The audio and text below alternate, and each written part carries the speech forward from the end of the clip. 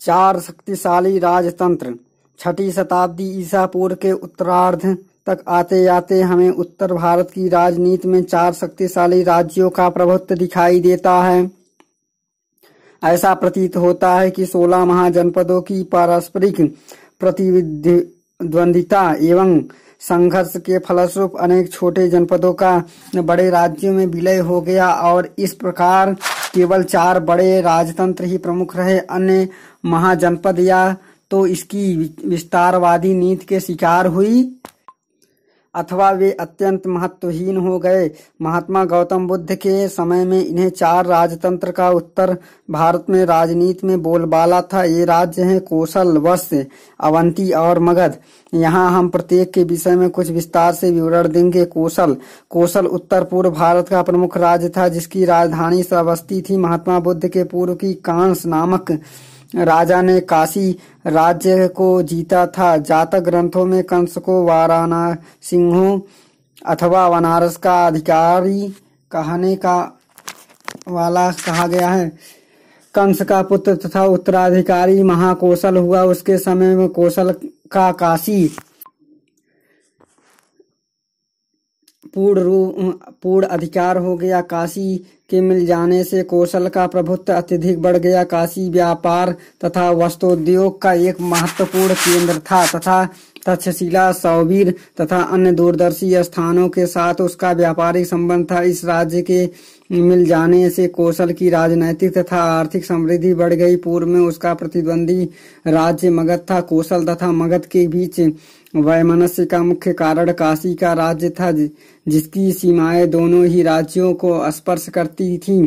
बुद्ध के समय कौशल का राजा प्रसेनजित था। वह महाकौशल का पुत्र था। उसने मगध को संतुष्ट करने के लिए अपनी बहन महाकौशला अथवा कौशला देवी का विवाह मगध नरेश बिंबिसार के साथ कर दिया तथा दहेज में काशी अथवा उसके कुछ ग्राम दिए। अतः बिंबिसार के समय तक इन दोनों राज्यों में मैत्री संबंध कायम रहा, परंतु बिंबिसार के पुत्र अजातशत्रु के समय में कौशल और मगध में पुनः संघर्ष छिड़ा।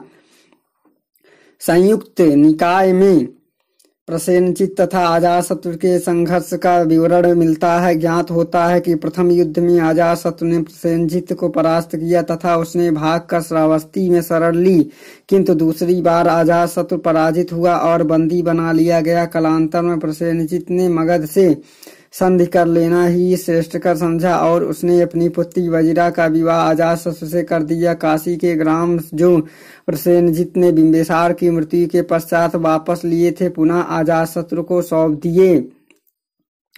प्रसेनजित के समय में कौशल का राज्य अपने उत्कर्ष पर था। काशी के अतिरिक्त उसका कपिलवस्तु के शाक्य, केशपुत्र के कलाम पावा और कुशीनारा के मल्ल, रामगाम के कोलिय, पिप्पलवन के मौर्य आदि गणराज्यों पर भी अधिकार था। बौद्ध ग्रंथ संयुक्त निकाय के अनुसार वह 5 राजाओं के एक गुट का नेतृत्व करता था। प्रसेनजित महात्मा बुद्ध एवं उनके मत के प्रति श्रद्धालु था। बुद्ध उसकी राजधानी में प्रायः जाते तथा विश्राम करते थे। प्रसेनजित का पुत्र तथा उत्तराधिकारी विडूडस हुआ। संयुक्त निकाय में पता चलता है कि प्रसेनजित के मंत्री दीघचरण ने विडूडस के साथ मिलकर कौशल नरेश के विरुद्ध षड्यंत्र किया। विडूडस ने अपनी पिता की अनुपस्थिति में राजसत्ता का अधिकार कर लिया। प्रसेनजित ने भागकर मगध राज्य में शरण ली, किंतु राजगिरी नगर के समीप पहुंचने पर थकान से उसकी मृत्यु हो गई। विडूडस ने कपिलवस्तु के शाक्यों पर आक्रमण किया। संघर्ष का कारण बौद्ध साहित्य में यह बताया गया है कि कौशल नरेश प्रसेनजित महात्मा बुद्ध के कुल से संबंध स्थापित करने को काफी उत्सुक था। इस उद्देश्य से उसने शाक्यों से यह मांग की कि वे अपने वंश की एक कन्या का विवाह उसके साथ कर दे। शाक्यों को यह प्रस्ताव अपने वंश की मर्यादा के प्रतिकूल लगा, किंतु वे कौशल नरेश को रुष्ट भी नहीं करना चाहते थे। अतः उन्होंने छल से वसभक्तिया नामक एक दासी की पुत्री को प्रसेनजित के पास राजकुमारी बनाकर भेज दिया। प्रसेनजित ने उससे विवाह कर लिया। विडूडस उसी का पुत्र था। जब उसे इस छल का पता लगा तब वह बड़ा कुपित हुआ तथा शाक्यों से बदला लेने का भी निश्चय किया। कहा जाता है कि एक बार वह स्वयं शाक्य राज्य में गया था तथा शाक्यों ने दासी पुत्र कहकर उसका अपमान किया। इसी अपमान का बदला लेने के लिए राजा बनते ही उसने शाक्यों पर आक्रमण कर दिया।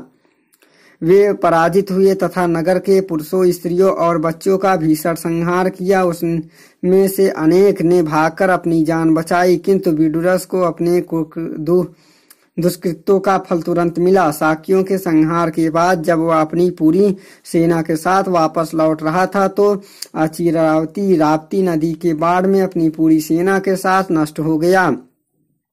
रिज डेविसन ने इस कथा की प्रामाणिकता को स्वीकार किया। यह कथना यह महात्मा बुद्ध के परिनिर्वाण के कुछ पहले की है। विदुरस के उत्तराधिकारी के विषय में हमें ज्ञात नहीं है। लगता है उसके साथ ही कौशल का स्वतंत्र अस्तित्व भी समाप्त हो गया तथा मगध में मिल गया। वत्स इलाहाबाद तथा बादा जनपदों की भूमि पर स्थित वत्स भी गौतम बुद्ध के समय का एक प्रमुख राजतंत्र था। इसकी राजधानी कौशाम्बी थी। इस समय वहां पौरवंशी राजा उदयन राज्य कर रहा था। विनय पिटक में उसके पिता का नाम परतंप तथा पुत्र का नाम बोधि कुमार मिलता है। वत्स का पड़ोसी राज्य अवंती था। दोनों ही साम्राज्यवादी थे। ऐसा स्थिति में दोनों के बीच संघर्ष छीड़ना असंभवी था। एक बार हाथियों का शिकार करते हुए उदयन को अवंतीराज प्रद्योत किए। ऐसी स्थिति में दोनों के बीच संघर्ष छिड़ना असंभवी था। एक बार हाथियों का शिकार करते हुए उदयन को अवंतीराज प्रद्योत के सैनिकों ने बंदी बना लिया। कारागार में उसका प्रद्योत की कन्या वसवदत्ता से प्रेम हो गया तथा वह वसवदत्ता का अपहरण कर अपनी राजधानी कौशाम्बी वापस लौट आया। बाद में प्रद्योत ने दोनों के विवाह की अनुमति दे दी। इस प्रकार वत्स और अवंती के बीच मैत्री संबंध स्थापित हो गया। सोमदेव के कथन सरित सागर तथा श्रीहर्ष के प्रियदर्शिका से पता चलता है कि उदयन ने कलिंग को जीता तथा अपनी ससुर दृढ़वर्मन को अंग की गद्दी पर आसीन किया, परंतु इन विवरणों की सत्यता संदेहास्पद है। यद्यपि उदयन के साम्राज्य विस्तार का सही अंदाजा नहीं लगाया जा सकता तथा ऐसा प्रतीत होता है कि उसका साम्राज्य गंगा यमुना के दक्षिण पश्चिम में अवंती की सीमा तक विस्तृत रहा होगा। सुमसुमारीगिर के भग्न गणराज्य के लोग उसकी अधीनता स्वीकार करते हैं। जातक ग्रंथों के अनुसार भग्न राज्य में उसका पुत्र बोधि निवास करता था। भास के अनुसार उदयन का विवाह मगध के राजा दर्शक की बहन पद्मावती के साथ हुआ। इससे उदयन मगध का भी मित्र बन गया तथा अब वह मगध के विरुद्ध अवंती की सहायता नहीं कर सकता था। उदयन प्रारंभ में बौद्ध मतानुयायी नहीं था, किंतु बाद में प्रसिद्ध बौद्ध भिक्षु पिंडोल ने उसे बौद्ध मत से दीक्षित किया। कौशाम्बी में इस समय कई मठ थे, जिसमें घोषिताराम सर्वप्रमुख था। इसका निर्माण श्रेष्ठ घोषित ने कराया था। बुद्ध स्वयं इन मठों में जाते तथा विश्राम करते थे। बौद्ध धर्म का केंद्र होने के साथ साथ कौशाम्बी प्रसिद्ध व्यापारिक नगर थी। कौशाम्बी की खुदाई से उदयन के राजप्रसाद के अवशेष मिलते हैं, जिससे उसकी ऐतिहासिक की पुष्टि हो जाती है। उदयन के बाद वत्स राज्य का इतिहास अंधकारपूर्ण है। लगता है उसके साथ ही उसकी स्वतंत्रता का विलोप हो गया तथा यह राज्य अवंती के अधीन चला गया। अवंती यह पश्चिमी भारत का प्रमुख राजतंत्र था। गौतम बुद्ध के समय में यहाँ का राजा प्रद्योत था। वह पुलिस का पुत्र था। विष्णु पुराण से पता चलता है कि पुलिक बाह्यदत्त वंश के अंतिम राजा रिपुंजय का अमात्य था। उसने अपनी स्वामी को हटा करके अपने पुत्र को राजा बनाया। इस कार्य का अनुमोदन समस्त क्षत्रियों ने बिना किसी विरोध से किया और प्रद्योत को राजा स्वीकार कर लिया। उसकी कठोर सैनिक नीतियों के कारण महावग जातक में उसे चंड प्रद्योत कहा गया है। वह एक महत्वाकांक्षी शासक था। उसके समय में संपूर्ण मालवा तथा पूर्व एवं दक्षिण के कुछ प्रदेश अवंती राज्य में अधीन हो गए। आर्थिक दृष्टि से भी यह राज्य अत्यंत समृद्ध था। यहाँ का लौह उद्योग विकसित अवस्था में थी। अतः यह अनुमान करना स्वाभाविक है कि प्रद्योत के पास उत्तम कोटि के लोहे के अस्त्र शस्त्र रहे होंगे, जिसके बल पर उसने मगध की साम्राज्यवादी नीति का दीर्घकाल तक प्रतिरोध किया। बिंबिसार के समय में मगध के साथ प्रद्योत के संबंध मैत्रीपूर्ण थे। ज्ञात होता है कि एक बार जब प्रद्योत पांडुरोग से ग्रसित हो गया तो बिंबिसार ने अपने राजवैद्य जीवक को उसके उपचार के लिए भेजा था, किंतु अजातशत्रु के समय में दोनों राज्यों का मैत्री संबंध जाता रहा। मंजिम निकाय से पता चलता है कि प्रद्योत के आक्रमण के भय से मगध नरेश अजातशत्रु अपनी राजधानी का दुर्गीकरण करवा रहा था, किंतु दोनों राजाओं के बीच कोई प्रत्यक्ष संघर्ष नहीं हो पाया। पुराणों में कहा गया है कि वह पड़ोसी राजाओं को अपने अधीन रखेगा तथा अच्छी नीति का नहीं होगा। वह नरोत्तम 23 वर्षों तक राज्य करेगा।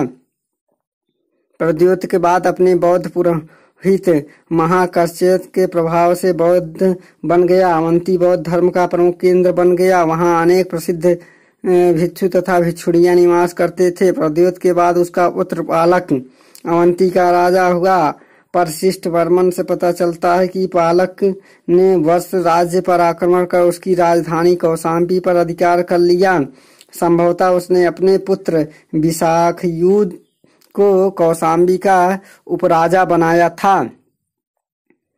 पालक ने 24 वर्षों तक राज्य किया। उसके बाद विशाखयुध, आजक तथा नंदीवर्धन बारी बारी से राजा हुआ, जिन्होंने क्रमशः 50, 21, 20 वर्षों तक राज्य किया। इन सबका अंत विष्णुनाग यानी शिशुनाग ने किया। मगध बुद्धकालीन राजतंत्रों में मगध सर्वाधिक शक्तिशाली सिद्ध हुआ। आगे चलकर सभी राज्य इसी में मिल गए और एक प्रकार से मगध का इतिहास पूरे भारत का इतिहास बना। ऐतिहासिक काल के मगध साम्राज्य की महत्ता का वास्तविक संस्थापक बिंबिसार था। वह महात्मा बुद्ध का मित्र एवं संरक्षक था। बिंबिसार एक महान विजेता था। उसने अपने पड़ोसी राज्य अंग पर आक्रमण कर उसे जीता तथा अपने साम्राज्य में मिला लिया। बिंबिसार वृद्धावस्था में अपने पुत्र अजातशत्रु द्वारा मारा गया। अजातशत्रु भी घोर साम्राज्यवादी था। उसने मंजिम संघ को परास्त कर उसका राज्य मगध में मिला लिया। इसके पश्चात उसने मल्लों के संघ की भी विजय की। उसके विषय में मगध राज्य का अत्यधिक